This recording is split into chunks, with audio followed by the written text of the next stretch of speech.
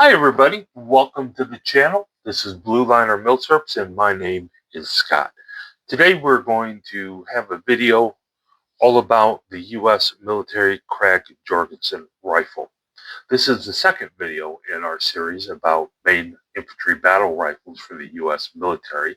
Our first video was about the Model 1873 Springfield trapdoor. I'll link that one up down in the description for you so you can see the first video, and this will be our second video as we go chronologically through all the U.S. main infantry battle rifles.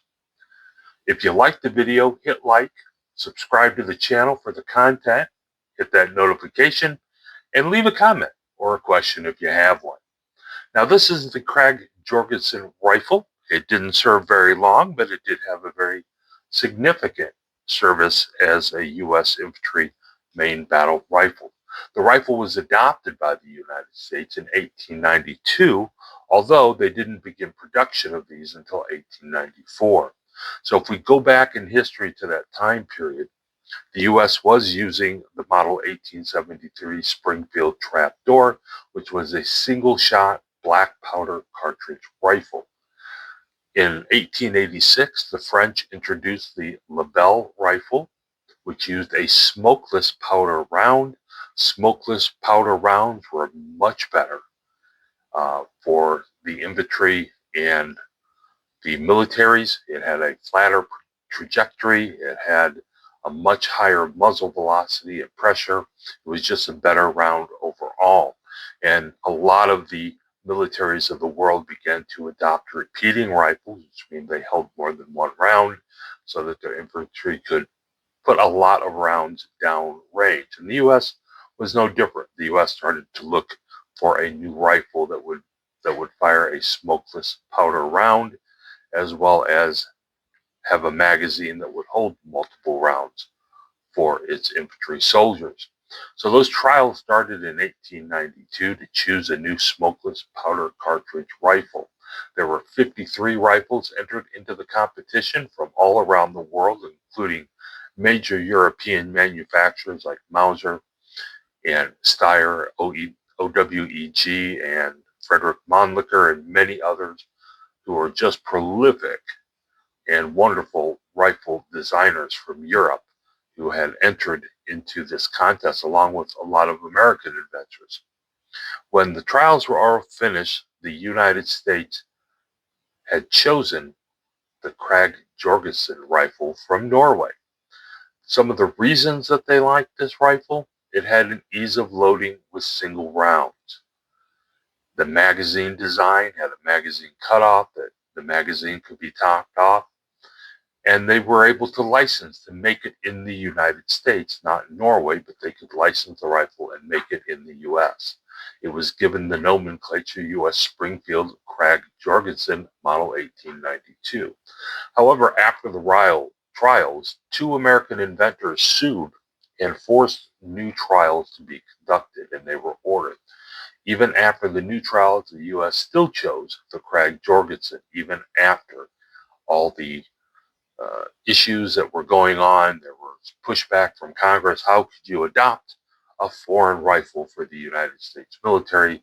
But there are a lot of things about this rifle that at the time they really, really liked, which is why after two trials, they still chose the Krag-Jorgensen. And we'll go over those features here in a moment. So the rifle was developed by two men, a man by the name of Ole Krag. He was a Norwegian army officer. I'll put his picture right here for a moment. And the other one was a man by the name of Erik Jorgensen. He was a master gunsmith and designer. And both of them worked together. I'll put his picture right there. They worked together to develop the Krag-Jorgensen rifle. And that rifle was not only adopted by the United States, but also Norway and Denmark. Some of the features of this rifle that the U.S. really liked was, first of all, its round. It was what's known as a 30 caliber 40 round. So let me explain what that means. 30 caliber means that the diameter of the bullet was 0.30 of an inch, so it was a 30 caliber round. At that time, rounds, the nomenclature of a round or a cartridge was the caliber, plus how many powder grains it took to charge that cartridge. So the Krag-Jorgensen rifle took a 30 caliber round with 40 grains of smokeless powder. Thus it was named the 30-40 Krag. That's how they named the round. The features that they really liked on this was, first and foremost, a side-loading magazine. That is what this is.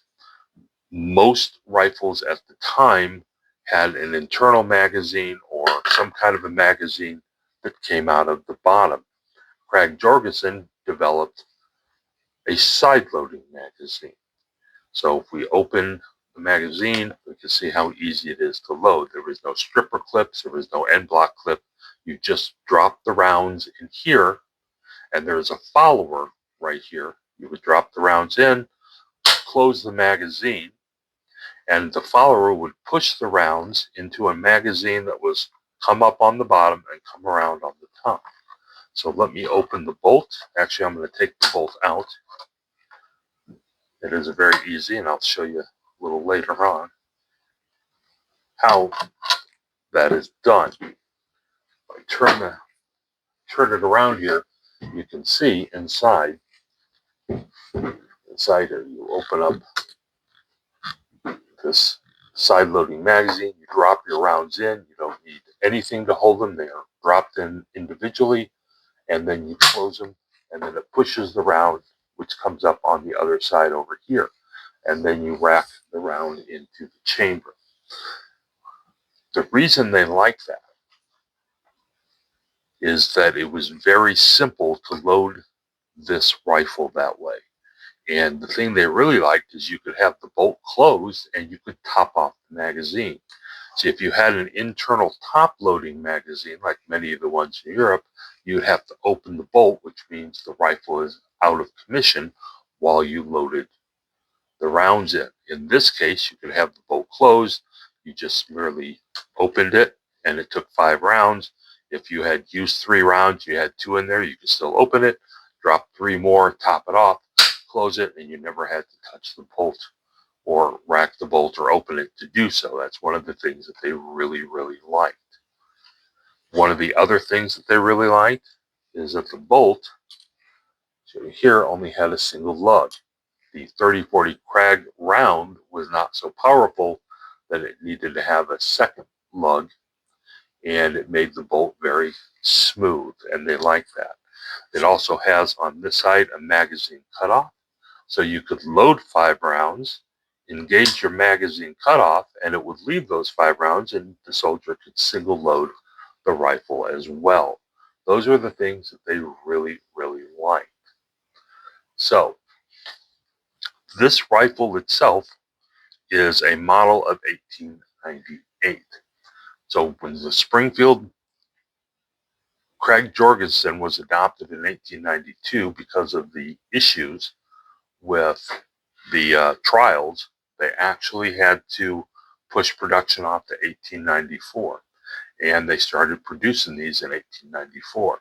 They upgraded the rifle in 1896, so it would be the U.S. Springfield Krag-Jorgensen model 1896, and then they updated again in 1898. There were very small changes, nothing major. So this particular rifle is a model 1898. It was actually made in 1902, and it was updated by Springfield with new sights as well. So one of the things about making the Krag-Jorgensen is that at the time the U.S. Springfield Armory had multiple different directors, and every time a new director came in, they would change the rear sights.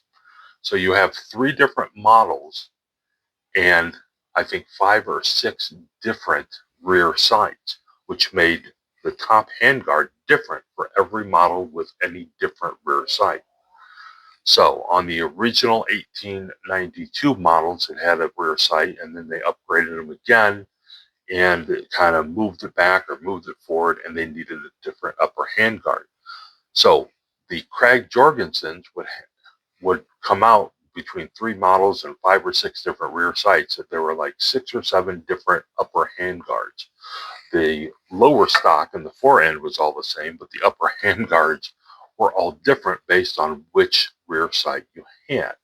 So this model is an 1898 and it has a 1902 rear sight. So this has a very different handguard than, say, an 1898 with the 1901 rear sights. Now, I received this one from a local gun shop. When I bought it, it did not have this upper handguard. Now, many Krag-Jorgensens had been sporterized after the U.S. stopped using this. They went into a lot of private hands, and a lot of private people bought them, and in order to sell them, the military sporterized them. Now, this was not sporterized that I can tell, but when I got it, it was missing this upper handguard. So what I had to do was have a new one made. Now, my philosophy on replacing missing parts when I buy a milsurp is I try to get original if at all possible. In this case, it just wasn't possible. So many Krag-Jorgensens had been sporterized, meaning they took these handguards and threw them away, that I just could not find one anywhere. But I did have and find a shop that could make a new one. So my philosophy is we try to get original parts if we can. If they're not available, then we see if we can't get a reproduction of that part. And that is what happened here. So I do have a reproduction upper handguard. When I got it, it was not stained. It was just basic, newly made, new wood, new clips on here that the person who I had make it made it for me. And then I had to stain it and polish it and get it as close to the fore end stock as I could. So what I'm going to do now is stop the video and show you the videos on doing this upper handguard.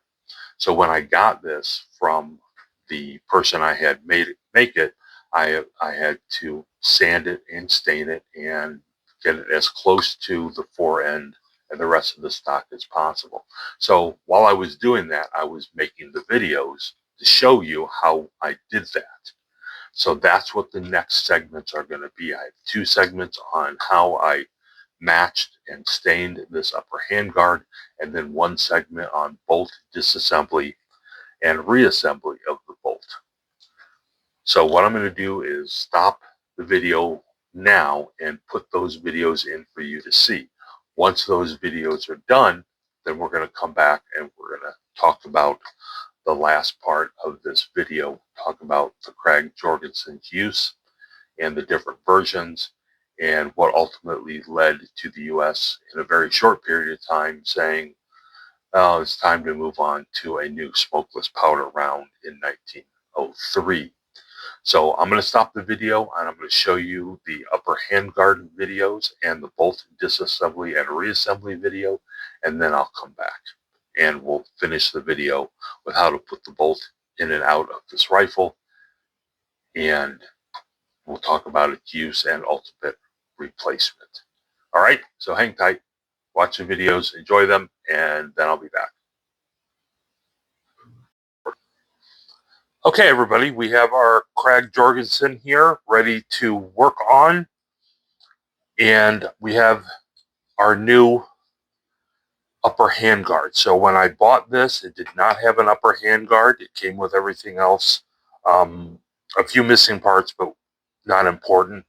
But it was missing this upper handguard, which are not easy to find, especially originals, and they are very expensive. So I did find a specialty gun parts that had this, and well, he made it for me. So he actually put the clips on.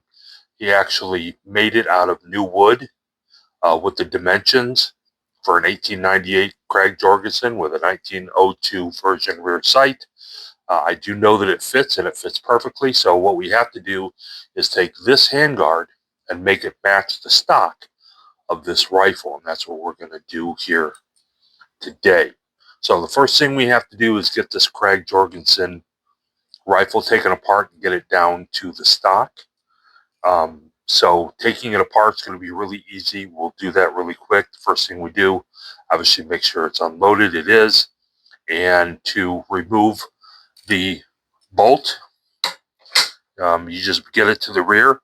This is the extractor on top. All you have to do is get under the extractor, pull it, push it up, and then twist. And it comes right out.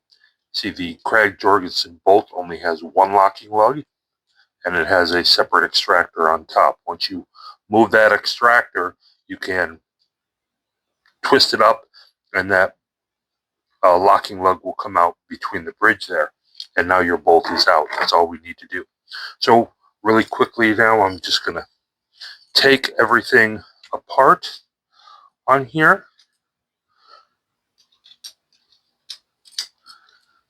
And separate the stock from the rifle. And that's all we're really going to do, so that I can match the handguard. And I'm going to show you how we do that here in a moment.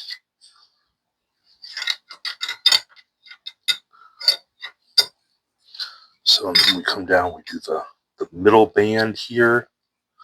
Fortunately, these bands, because of that front sight, do not come off. And I do have a sling on here, but the sling was really hard to get on. So what I'm going to do is just leave them on the sling swivels as I take them off.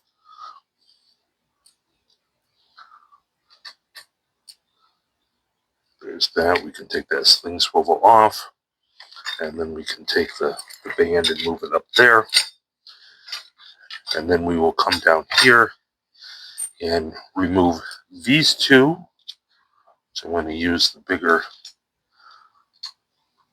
and then we can lift it out of the stock. We're just going to take these couple of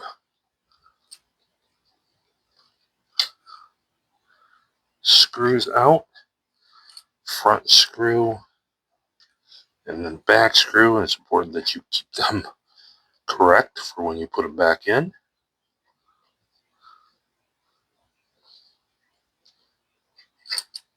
Because they are two different sizes. You can take the trigger guard out, and then the gun will lift right out of the stock. Now, we are not doing anything with this. We're not disassembling any of this. So I'm going to go ahead and set it aside for now, because we are not doing anything with that. We're not doing anything with the bolt. We are only doing with the stock and this upper handguard.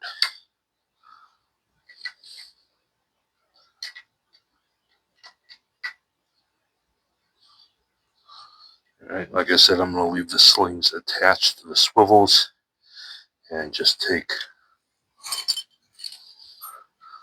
the swivels off so I can get the stock separated here.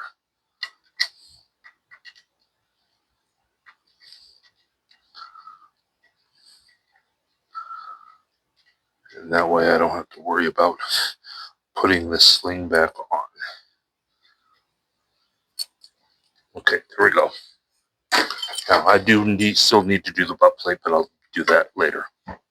Okay, here we are with the stock and our new upper handguard that we need to match this.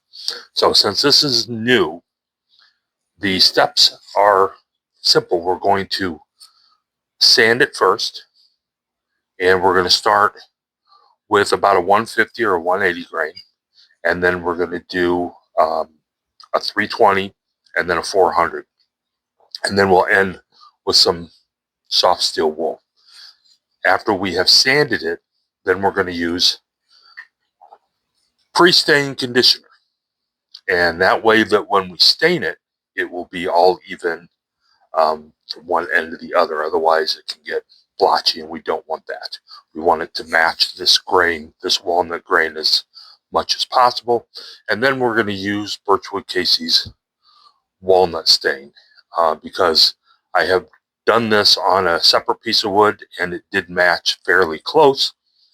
So that's what we're going to do. So I am going to stop the video right now while I do the sanding and the pre-conditioning and put one coat of the walnut stain on and see how it looks. After I've done that, we'll match it to this and see how it looks and see whether or not we need additional coats. All right, I'll be right back. Okay, I have put a few coats of the walnut stain on here, and I think we've got it pretty close. So I think you can, let's get it closer. We'll actually put it on the where it would go. I think we got that really close, really good. About as close as we're going to get it there, like that. So what I'm going to do now is let this sit and set for 24 hours. After 24 hours, we're going to start doing some boiled linseed oil on both the stock and the Handguard here. We're going to do a couple coats of that, and then we'll do a paste finishing wax to kind of shine both the stock and the Handguard up. And then when that's all done, I will put the rifle back together and we'll show you the finished product. So that is all for now. I think we got a pretty close, about as close as we're going to get. And I think it's going to look really good once we get a couple coats of linseed oil on there. And we've let it sit overnight, done some boiled linseed oil on both, and shined it up a little. I think it'll end up looking really, really good for this Krag-Jorgensen. So once that's done, I'll come back and finish the video in a couple of days. I'll see you then. Okay, welcome back, everybody. For this segment, we're going to talk about the bolt for the U.S. Springfield Model 1898, also known as the American Krag-Jorgensen.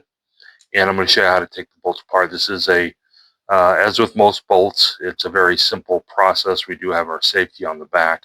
This here, use a little pokey here, is our cocking piece. Right now it's in the cocked position.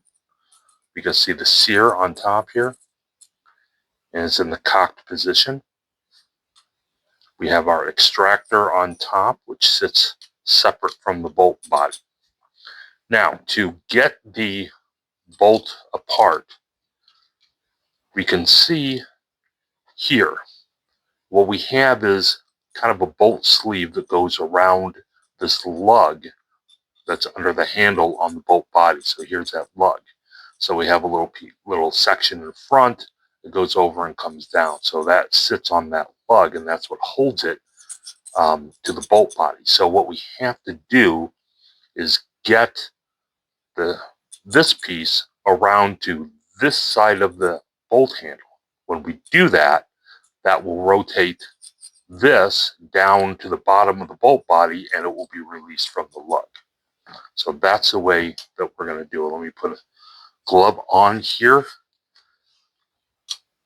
And so the first thing we do is take our cocking piece here, which is in the cocked position, and move it to the uncocked position here.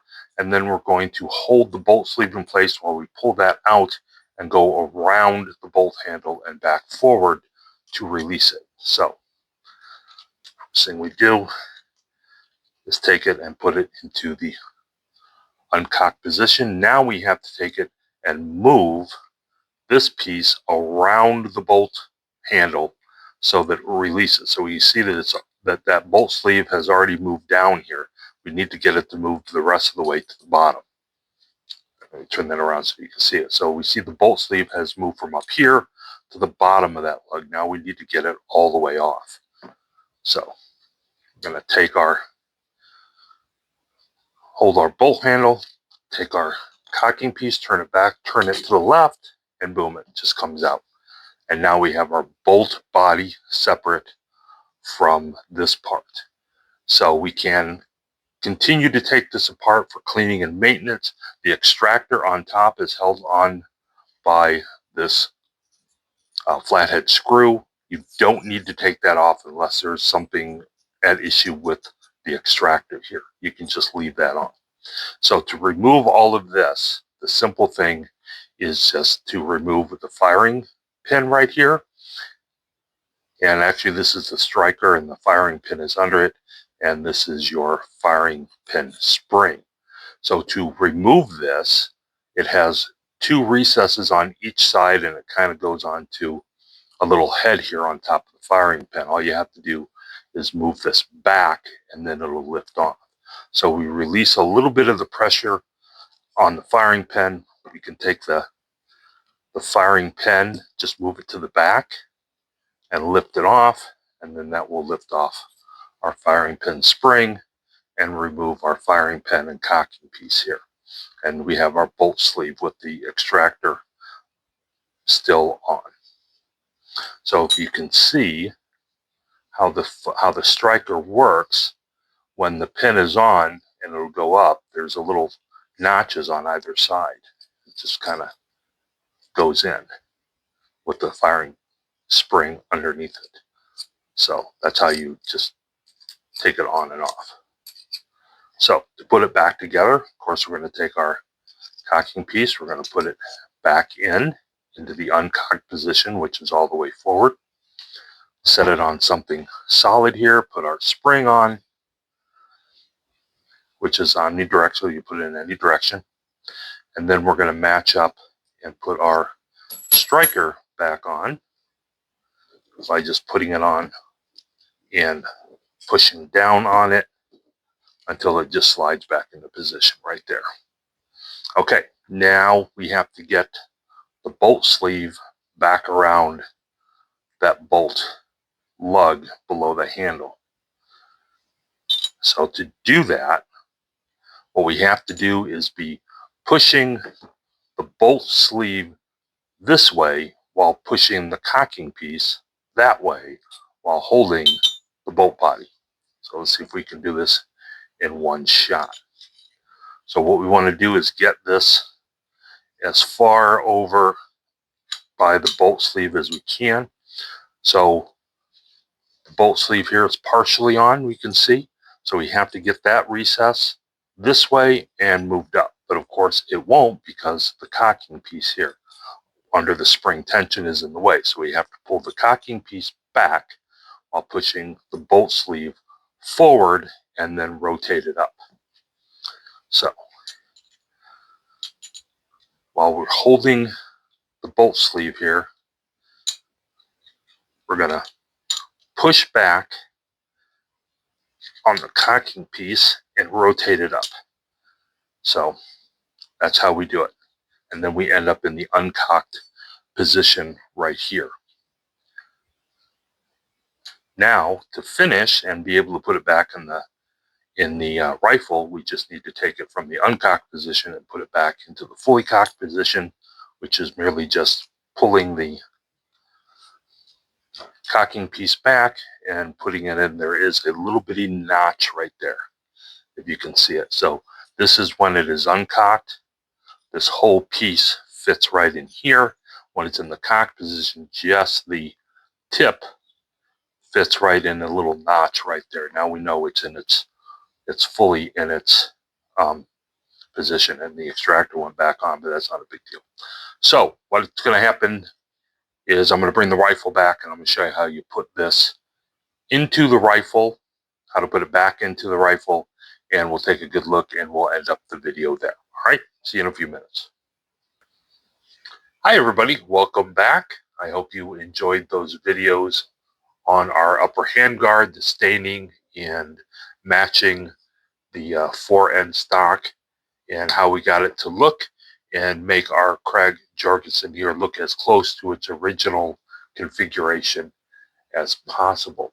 So as I stated before, this was actually adopted by the United States in 1892. They started production in 1894, and they would have upgraded models in 96 and 98, and a whole lot of upgraded and different rear sights over the years. During its use, during its time period in the U.S. military, it was used in the Spanish-American War in 1898, followed by the Philippine insurrection, and U.S. troops that were sent to China during the Boxer Rebellion would also use this rifle there.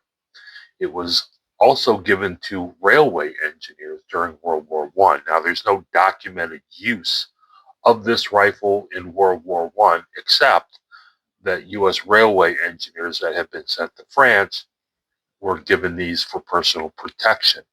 They didn't last long, and they were eventually replaced by other rifles.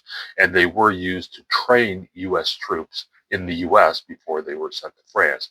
But there's no documented use of this during World War I. There were a lot of carbine versions of this made, as well as the long infantry rifle. What you see here is the long infantry rifle, and there were carbine versions that were made. Probably the most iconic use of this was, of course, the Rough Riders at San Juan Hill during the Spanish-American War. We know that Teddy Roosevelt would lead the Rough Riders up San Juan Hill to glory and would lead to the downfall of the Spanish. One of the things I leave out of that is how many casualties the United States took. After the war was over, the United States kind of took a look at what happened at San Juan Hill, which was, I believe, actually a place called Kettle Hill. And they found out that the Spanish Mauser, the Spanish were using a Mauser model 1893, kind of like one of the rifles that Mauser had given to the U.S. in 1892 during the trials, by the way. And the U.S. had said, had dismissed in favor of the Krag-Jorgensen. Well, they found out that the Spanish troops in Cuba during the Spanish-American War, using stripper clips, really outclassed the U.S. Krag-Jorgensen rifle. So a lot of the things that had made the U.S. military decide to adopt this rifle turned out to be its downfall. The underperforming 30-40 Krag round, as well as the Spanish were able to load very quickly with their stripper clips, top loading into their Spanish Mausers, and inflict heavy casualties on the U.S., although the U.S. would eventually, of course, win the war and take the Battle of San Juan Hill. They took very heavy casualties. When they looked back, they found out, they looked back and said, the Mauser was actually a much better rifle than the Krag-Jorgensen. You see, as U.S. troops in Cuba were trying to load, they ended up dropping a lot of those rounds on the ground. See, things that look good on paper and look good to an ordnance board to allow its adoption don't always make it to the battlefield. And what they found out in the battlefield is that while you're on a range, learning how to shoot this, and you can drop 5 rounds, close it, and it would be work just beautifully. When you're trying to charge up a hill and you're trying to load and top off this magazine while you're being shot at and running, it's a little bit different. And on many of the battlefields of Cuba, they would find 30-40 Krag rounds all over the ground because they would drop them while trying to quickly put them in here. And it just didn't work the way that they had envisioned it to work. So that would eventually lead to the downfall of this rifle and the U.S. deciding on a different round or a different rifle beginning in 1903. Now, the next video in this series is going to be all about the rifle that replaced this. A very iconic bolt-action rifle, one that would serve the U.S. military for over 50 years. And want to know what that is? Well, you have to tune in to the next video to find out. In the meantime, let's conclude here on our Krag-Jorgensen. I did lay out, this is the bayonet, the typical bayonet. There were a few different types of bayonets that were issued with the Krag-Jorgensen, including a really large bolo knife that they had. I don't have one of those, but this actually is one of the original 1898 bayonets for this rifle. So let's talk about this bolt. Now, you saw the video on the bolt disassembly and reassembly. Let me show you how this bolt gets taken in and out. So I'm going to move the video here a bit closer. so I can show you exactly how this works. Now,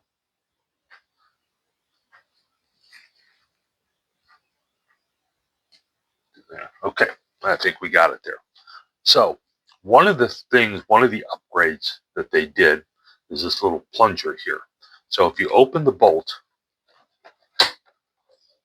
there's a little notch that you can put that plunger into, and it's kind of a bolt hold open. That's one of the upgrades that they did. This wasn't on the original 1892 model. That plunger was put on top of basically an external extractor here on top. And of course, it has only a single locking lug that would hit this bridge right here, and that's what would hold the bolt in. Now, if you want to take the bolt out and then put it in, it's all about this extractor. So to take the bolt out, we would rotate it up, bring it all the way to the back.